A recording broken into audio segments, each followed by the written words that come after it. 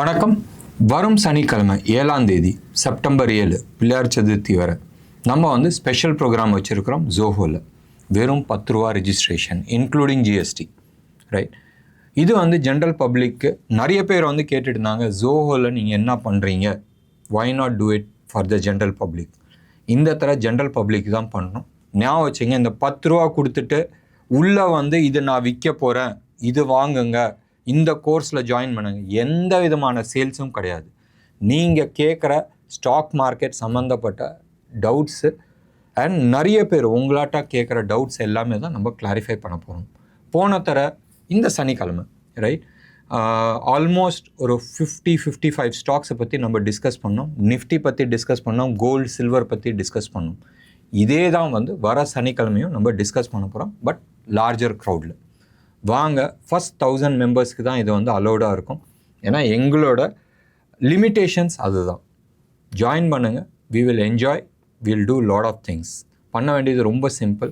கீழே டிஸ்கிரிப்ஷனில் Razorpay link இருக்குது. கிளிக் பண்ணிவிட்டு 10 rupees நீங்கள் பே பண்ணிவிட்டு அந்த ஸ்க்ரீன்ஷாட் எங்கள் வாட்ஸ்அப் நம்பருக்கு ஷேர் பண்ணுங்கள். 9444468888க்கு. ஏதாச்சும் சந்தேகம் இருந்தால் இதே நம்பருக்கு கால் பண்ணி பேசுங்க. வாங்க, வரும் சனிக்கிழமை 7ஆம் தேதி சாயந்தரம் 6 to 9 சந்திப்போம். ஞாபகம் வச்சுங்க, இந்த ரெக்கார்டிங்கும் உங்களுக்கு Monday morning or Sunday morning உங்களுக்கு கிடைக்கும். மார்க்கெட் இன்றைக்கி ஆல்மோஸ்ட் நம்ம என்ன எதிர்பார்த்தோமோ அதே மாதிரி தான் வந்துச்சு. டேட் கொஞ்சம் தள்ளி போச்சு. நம்ம 29th 30th இந்த லெவல் வரும்ன்றது நம்ம எதிர்பார்த்தோம். ப்ரைஸ் அதே ப்ரைஸ் வந்துச்சு, பட் டேட் ஒரு நாள் தள்ளி போச்சு. ஒரு ட்ரேடிங் டே, ரைட்? நம்ம எதிர்பார்த்தது 29th or 30th நம்ம எதிர்பார்த்தோம். வந்தது மண்டே. ஸோ தேர்ஸ்டே ஃப்ரைடேக்கு பதில் இன்றைக்கி வந்திருக்கு 25,420, ரைட்? எக்ஸாக்டாக அந்த லெவலை போய் டச் பண்ணிவிட்டு அங்கே ரிவர்சல் ஆகுது. This is exactly the power of, நீங்கள் டெக்னிக்கல் அனாலிசிஸ்ன்னு சொல்லுங்கள், மேத்தமெட்டிக்கல் ஃபார்முலான்னு சொல்லுங்கள், கேனுன்னு சொல்லுங்கள், ஃபிபனாச்சின்னு நீங்கள் சொல்லுங்கள், எது வேணால் சொல்லிங்க. பட் கேல்குலேஷன் பண்ணி இது பண்ணால் மோஸ்ட்டாக, ரைட், இட் கேன் கம். அப்படி ஏதாச்சும் ஒரு தவறு இருக்குன்னா டெக்னிக்கல் அனாலிசிஸ் சைடில் இல்லை, ப்ராபப்ளி எங்கள் சைடில் நாங்கள் டிஃப்ரெண்ட் டைம் ஃப்ரேமில் மிஸ் ஆகிருக்கோம், இல்லை எங்கேயோ ஒரு பிசுறு விட்டு இருக்குது. பட் இன்றைக்கி அந்த 25,420 டச் பண்ணிவிட்டு ரிவர்ஸ் ஆகும்போது தான் பயம் வர ஆரம்பிச்சிச்சு. ஏன்னு சொன்னால் அந்த லெவலுக்கு மேலே சஸ்டெயின் ஆச்சுன்னு சொன்னால் அடுத்த கட்ட நடவடிக்கை பார்க்கலாம். பட் ஆஸ் ஆஃப் நவ் என்ன தோணுது, அது அங்கே டச் பண்ணிவிட்டு it has to fall somewhere close to about 24,000 லெவல்ன்றது இது பண்ணுறோம். அப்போ ஆல்மோஸ்ட் 1,400 பாயிண்ட்ஸ் டவுனான்றது ஒரு கேள்வி. நிறைய ஸ்டாக்ஸ் ஸ்ட்ராங்காக இருக்குது. பேங்கிங் செக்டரில் எதுவும் பெருசாக ஸ்ட்ராங் இல்லை. அதே மாதிரி இந்த சைடில் டாப் 10 ஸ்டாக்ஸ்லேயும் பெருசாக ஸ்ட்ராங்காக இல்லை. பட் ஸ்டில் ஐசிஐசிஐ பேங்க் ஸ்ட்ராங்காக இருக்குது. பஜாஜ் ட்வின்ஸு, நம்ம பஜாஜ் ஃபைனான்ஸ் பற்றி ஃப்ரைடேவும் நம்ம பார்த்தோம். சாட்டர்டே ஜோஹோ மீட்டிங்கில் நம்ம டிஸ்கஸ் பண்ணியிருந்தோம். எங்கள் ட்ரைனிங் குரூப்பில் அதை பற்றி நிறைய டிஸ்கஸ் பண்ணியிருக்கிறோம். அண்ட் அதுக்கான இலக்கு கொடுத்துருந்தோம். ஏன் அப்படி போகுதுன்றது சொல்லி அதை அனுபவித்து, அதாவது ஒன்று நம்ம சொல்கிறோம் இப்படி தான் போகும்னு சொல்லும் போது அது போகும்போதும் அதை என்ஜாய்மெண்ட்டுன்னு ஒன்று இருக்குது தெரியுமா? இப்போ ஊருக்கே தெரியாத விஷயம் ஒன்று நம்ம எக்ஸ்பெக்ட் பண்ணுறோம், இது இப்படி தான் போகும்னு சொன்னால் அது ஒவ்வொரு ஸ்டெப்பும் அது நவுந்து போகும்போதும் அந்த ஒரு சந்தோஷம் இருக்கும் தெரியுமா? ப்ராஃபிட்ன்றது ஒரு சைடு, அனாலிசிஸில் நம்மளோட நம்ம எதிர்பார்த்த மாதிரி போகுதுன்னு சொல்லும் போது அந்த சந்தோஷன்றது ஒரு தனி லெவலாக இருக்கும். அது மாதிரி தான் இன்றைக்கி பஜாஜ் ஃபைனான்ஸ் இன்றைக்கி 3% அப்பு. நினச்சி பாருங்களேன், பல மாதமாக அது ஒரு ரேஞ்ச் பவுண்டாக இருந்தது இப்போ வீக்லி மந்த்லி லெவலில் பிரேக் பண்ணி மேலே போயிட்டுருக்கு. அதுக்கான இலக்கை நம்ம ஆல்மோஸ்ட் 2,400 rupeesன்னு நம்ம சொல்லியிருக்கிறோம் ஃபார் நெக்ஸ்ட் 6 months பீரியடில். அண்ட் ஷார்ட் டேர்மில் we have worked out on a different level. So Bajaj Finance மாதிரி 1-2 ஸ்டாக்கு இல்லைன்னு சொல்லியிருந்தால் இன்றைக்கி மார்க்கெட் நெகட்டிவில் தான் நிறைய க்ளோஸ் ஆகிருக்கும். பேங்க் நிஃப்டி அரௌண்ட் 2 o'clock பக்கமாக ஒரு spike அடிச்சிச்சு. we will not go into those details. ஏன்னு சொன்னால் ஒன்றும் பெரிய இன்ட்ரெஸ்டிங்கான விஷயம் அதில் இல்லை. செக்டார் வைஸ் நீங்கள் எடுத்துக்கிட்டீங்கன்னு சொன்னால் இப்படி தான் போயிட்டு இருந்துச்சு. டெலிகாம் இன்றைக்கி படுமட்டமாக அடிச்சிச்சு.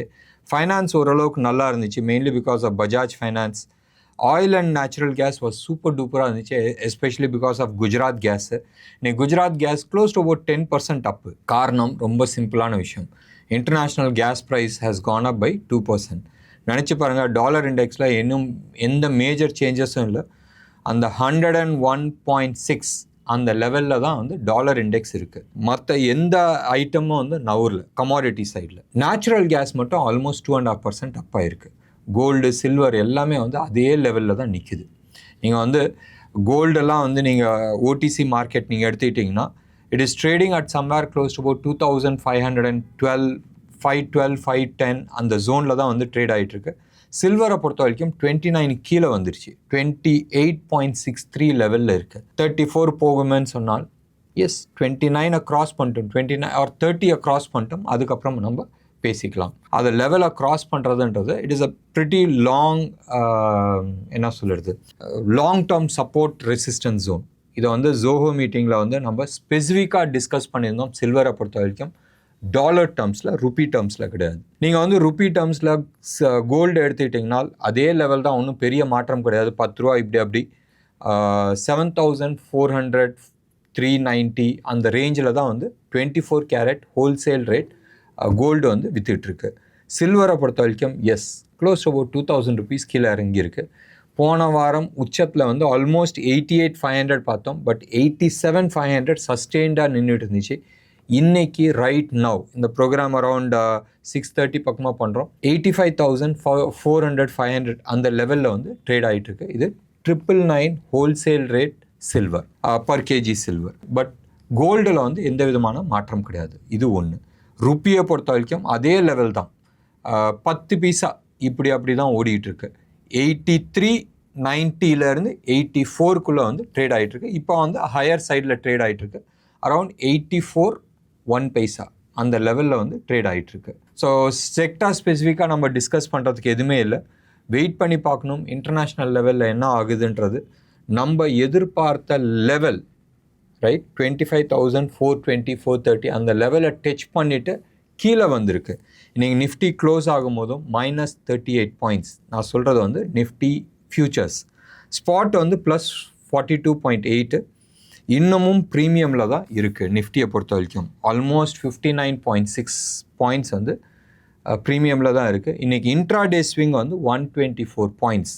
பேங்க் நிஃப்டி -25 பாயிண்ட்ஸில் வந்து க்ளோஸ் ஆகிருக்கு. நான் சொல்கிறது ஃபியூச்சர்ஸ். ஸ்பாட் வந்து 88 பாயிண்ட்ஸ் ப்ளஸில் வந்து க்ளோஸ் ஆகிருக்கு. இன்னமும் பேங்க் நிஃப்டி ப்ரீமியமில் இருக்குது. 198 பாயிண்ட்ஸ் ப்ரீமியமில் இருக்குது. Intraday swing close to about 300 points இருந்துச்சு. இப்போ ஆப்ஷன் சைடில் வரலாம். ஆப்ஷன் இன்றைக்கி வந்து 23,300 வந்து ஹையஸ்ட் கால் ஆப்ஷன்ஸ் ரைட் ஆகிருக்கு. அப்போ இந்த எக்ஸ்பைரி வர தேர்ஸ்டே எக்ஸ்பைரியில் வந்து மோஸ்ட் லைக்லி அந்த 23,500 உடைக்காதுன்ற லெவலில் தான். நினச்சி பாருங்களேன், 400 லெவலில் ட்ரேட் ஆகிட்டு இருக்கும்போது இந்த லெவலில் ஹெவி ரைட்டிங் நடக்குதுனால் they were confident that it is not going to cross. ரெண்டாவது ஹையஸ்ட் புட்டு எங்கே எழுதியிருக்காங்க, 25,300 லெவலில் எழுதியிருக்கு.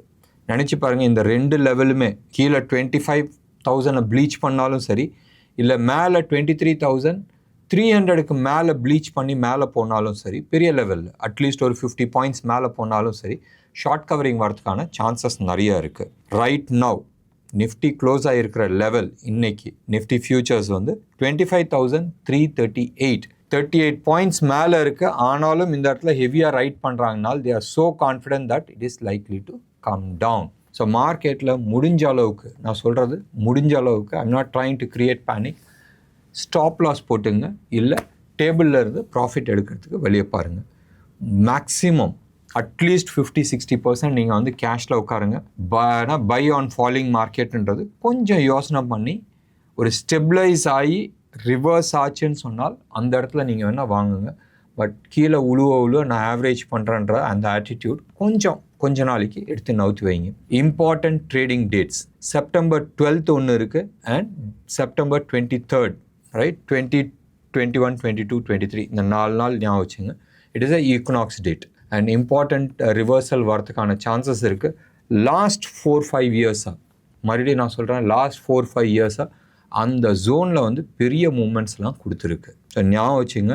இது மனசில் வச்சுக்கிட்டு அதுக்கப்புறமா அவங்களோட பொசிஷன்ஸ் எடுக்கிறது புத்திசாலித்தனமாக இருக்கும். இன்டர்நேஷ்னல் மார்க்கெட்டில் எந்த பெரிய மாற்றமும் கிடையாது. Waiting for some good signal.